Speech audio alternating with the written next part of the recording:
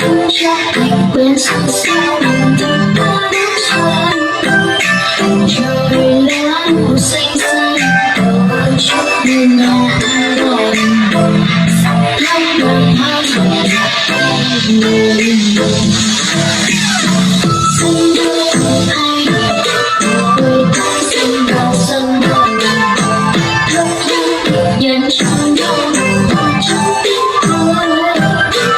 người hát là bay xa và anh biết ta còn nhớ sao anh chẳng say lại đến trời một người chân sống trong xanh rực sáng hoa trên cỏ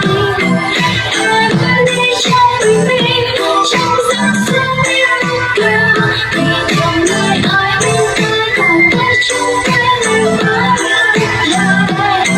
ta đi trong tình yêu đến trên đàn sông